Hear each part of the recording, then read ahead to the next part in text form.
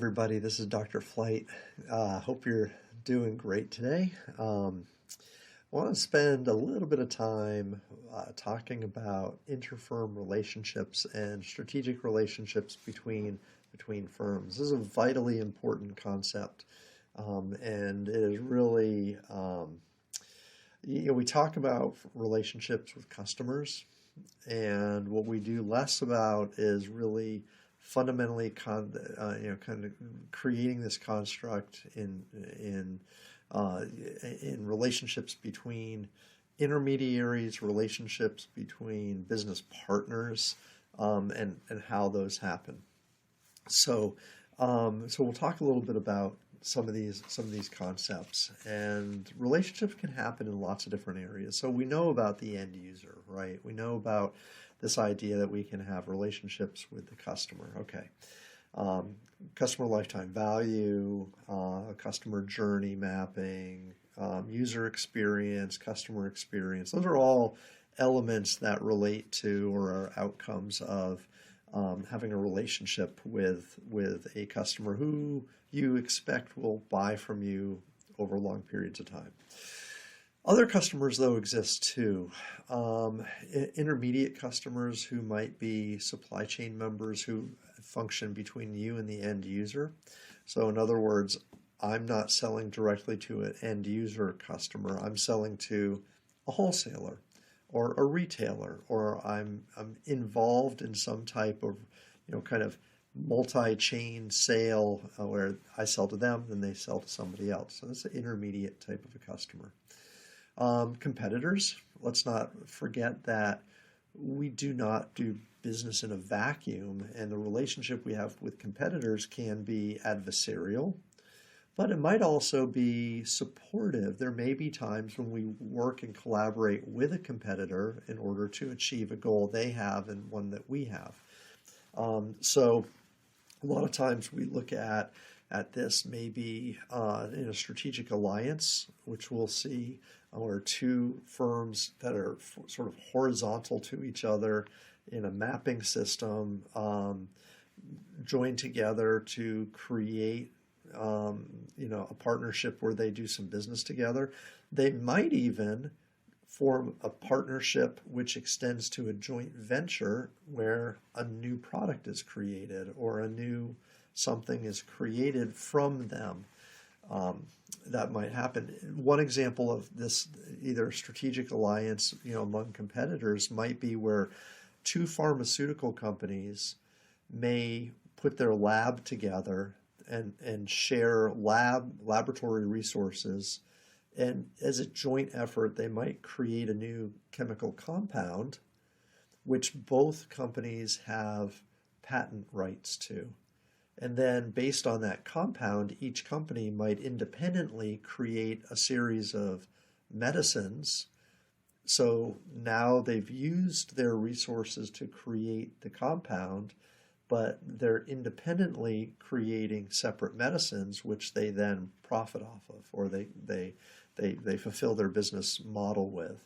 And that'd be we don't always think about our competitors as collaborators. But when we do, if we can find points where we can agree, then we can both be stronger as a result of that collaboration, yet still be competitors. Okay, internal and external partners, these would be suppliers typically. Internal partners might be people within the organization. So we have something called internal marketing, actually.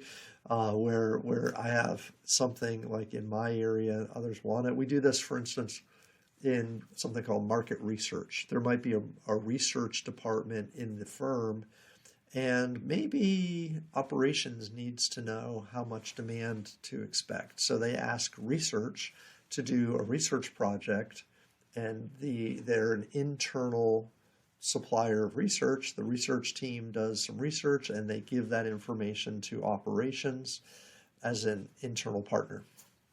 External partners would be partners we outsource things to: law firms, marketing companies, packaging companies, or all kinds of companies we use outside the firm who we might partner with. And then, of course, we have suppliers as well.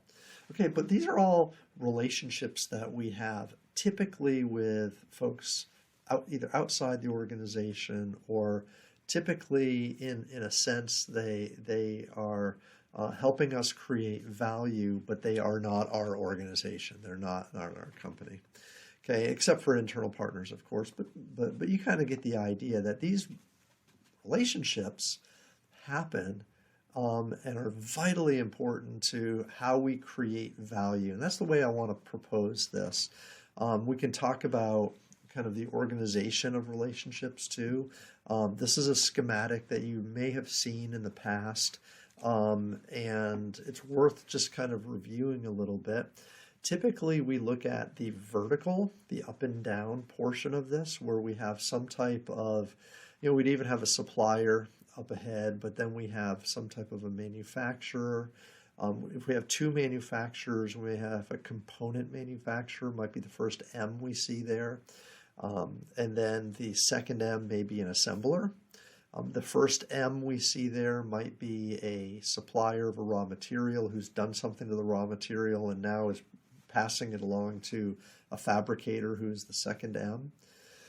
Going down one step, we have a W. Would be a wholesaler whose job primarily is to move the product, store the product, and then find distribution partners who they can push the product onto. Those might likely be the retailer, right? And then the retailer may stock shelves, assign price, provide on-floor service and support, create and motivate, sell the customer, do the sales role, and then the end user, the EU, is down below. All right, so this is a channel. There are a series of relationships that are happening here, kind of in a linear fashion, but each green arrow indicates a relationship, a functional relationship between one level and the next. This is a vertically aligned system. And again, this is kind of how we often look at this. Where we see other relationships that are very interesting, though, happen horizontally. And when I mentioned this idea of horizontal alliances or integration, we have this deal where we have maybe two manufacturers who align with each other and form a partnership. And if they form a partnership and something new is created, that would be called a joint venture. Okay, and again, every green arrow suggests that there's a relationship going on somehow. Typically, when we look at a joint venture, it's a new business. It's a third business, another business that's been created. Or a joint venture may yield a brand new product that neither manufacturer in this case would be able to do on their own. They have to rely on another partner to kind of help with that. Okay, so again, these relationships happen. They're kind of key to think about and understand.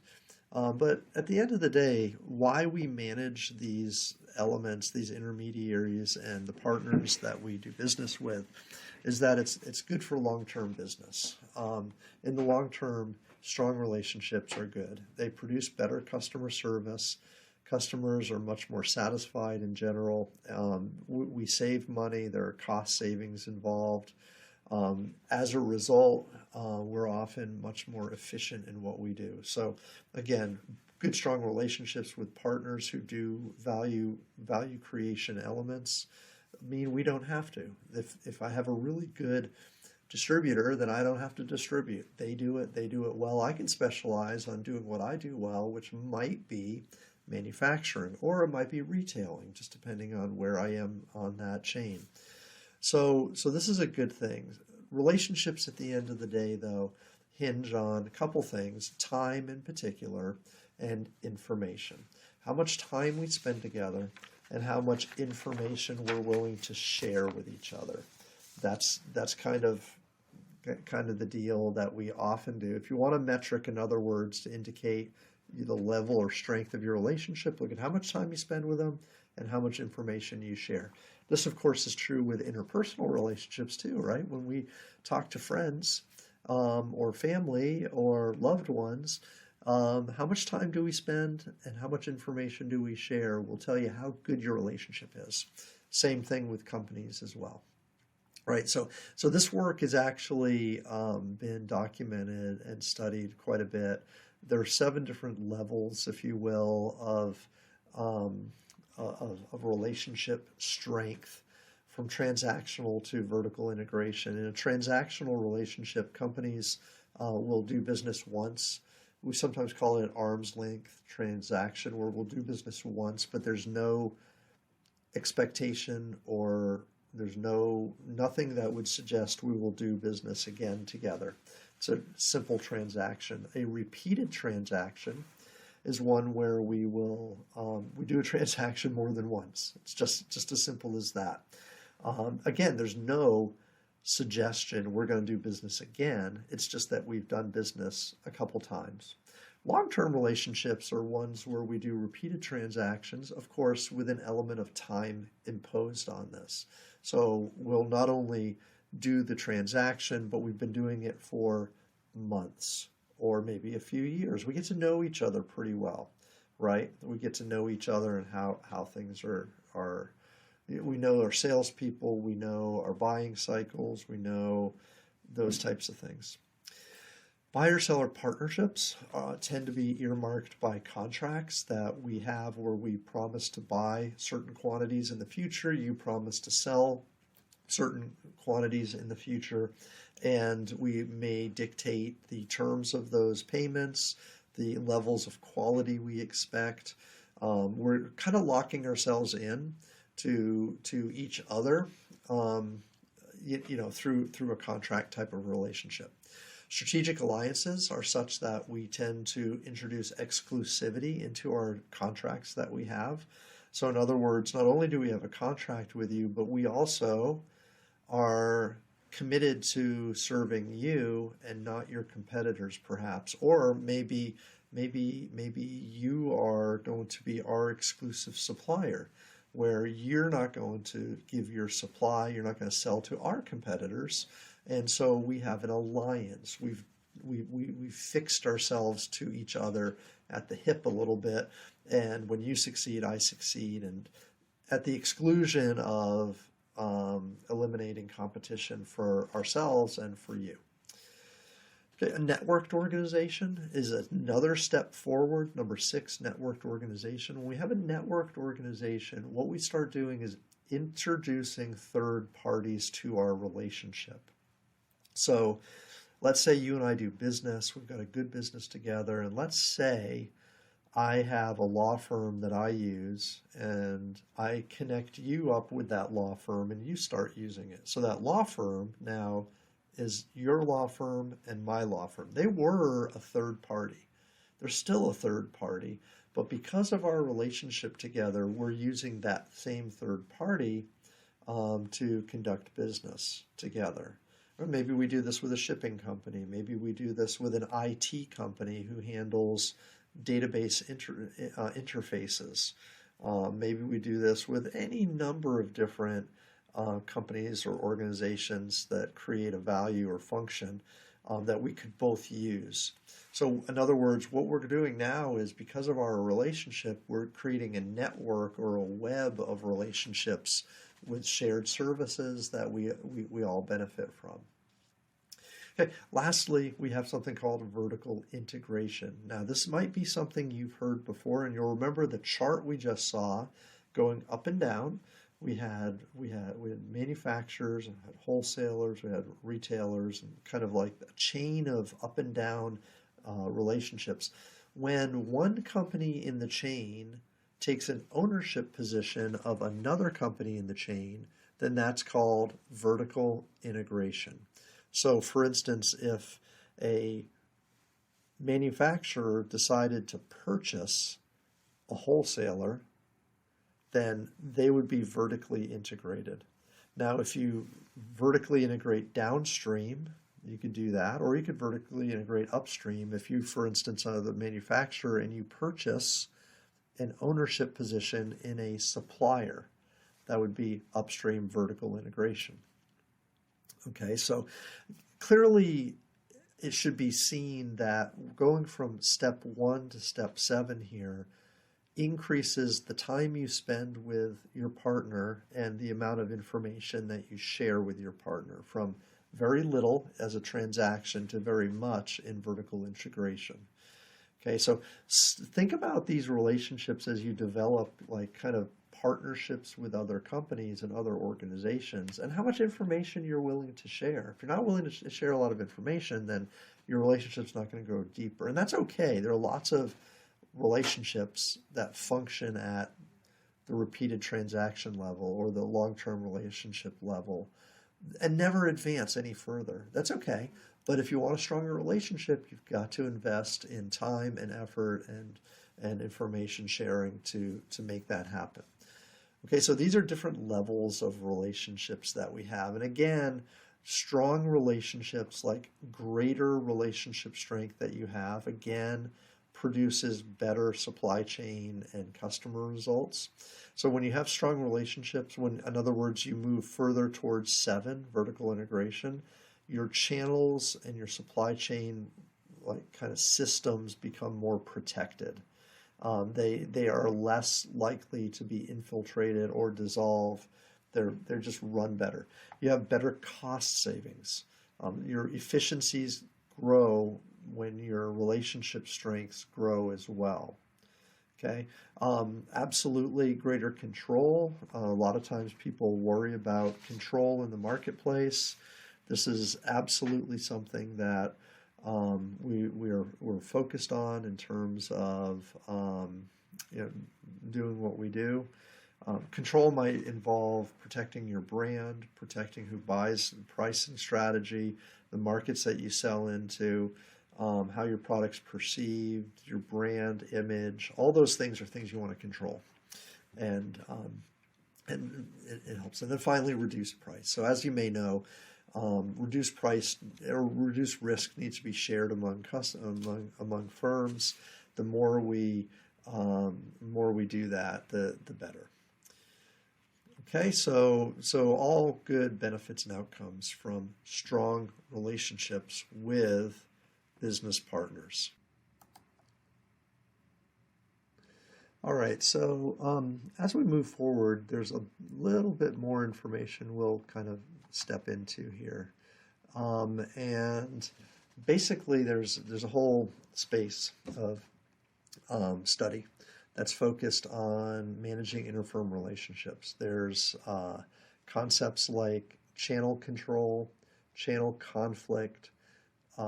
So when firms in a system don't agree with each other, there's channel conflict. Who's going to control the channel? And somebody called a channel captain. In other words, one organization or one company that really calls the shots and organizes the channel or supply chain, and they are a powerful feature in it. So we're not going to get into all of those kind of nuances in this, but we will talk just a little bit about 5 different kind of ideas that go into healthy relationships or managing or developing healthy relationships. So 5 different things. One would be the objective of the relationship. There's a concept called principal-agent theory, where you have 2 actors. One is sort of the boss and one is sort of the worker. And when they work together well, both have the same objectives. They both are working for the same purpose. So where problems happen is when one decides to fulfill maybe self-interests at the exclusion of their partner. So somebody wants to make more money or have more power, and it will hurt or impact your partner. That's a problem. Okay, so the objective of the relationship sometimes talks about this, and you might think about like growth technologies or growth elements, which might be technologies and skills and resources. Like, why do you want to get into this relationship? Well, we both have different skills, and we can combine those together. My skills will complement yours. Yours will complement mine. We have different technologies and abilities and things like that. Maybe we form a partnership because you have access to different markets that I don't have access to, and vice versa. Sometimes we see this when brands do something called co-branding, and you'll see, like, for instance, an ice cream company pairing up with a candy company, and they make a joint venture where they create a new product, and the candy company's customers now become the ice cream company customers, and vice versa, some things like that. Okay, so anyways, why the relationship, what the purpose of the relationship is, and what each organization wants to gain is the objective of the relationship. Okay, control and evaluation is going to be a big thing here. So making sure your partner does what they say they're going to do, and having something enforceable so that they will do it. This might be a contract, this might be an agreement of some type, but this is kind of this control and evaluation component. Relationship management and partnering capabilities. So when problems happen, how will those problems be resolved? How will we function together and operationalize our relationship that we have on paper? So will we share the same office space? Will we have representatives of your firm working at my place? Will I have representatives of my firm working at your place? What happens if there are fundamental shifts in the environment, business environment, that will cause us to change? How will we manage that change together? So there's kind of this whole idea of organizing this stuff together, managing what we do, that all is tied into relationship management, partner capabilities, and being able to manage what's happening. The last piece here then would be the last thing that we think about is exiting. So will there be a process for us to dissolve our relationship, and why would that happen? Lack of trust. When our relationship runs its course and neither one of us still has relational value still associated with having a relationship. If we don't trust that future delivery value or value in the process will happen. So can you deliver the value that you say you do moving forward? Will that still be something that I need? Something along those. We remember this term called disintermediation, where one company subsumes or takes over the activities of another company in a channel or supply chain. Could be something like that. That has to happen. At the same time, when a disagreement or failure happens, again, this is a last case scenario. We want to resolve conflict first if the relationship value is still there. But if it's not, if we have to break our relationship, consider who will take the place, who will do the job that this partner is now doing instead of them. Okay, so this little video, I just wanted to talk about the role of firm relationships with each other. Just talk about some key concepts that are there. Take away from this the idea of relationship levels, and how relationships are formed, and kind of the value that relationships bring between partners. All right, thanks for listening. Let me know if you have any questions. Thanks.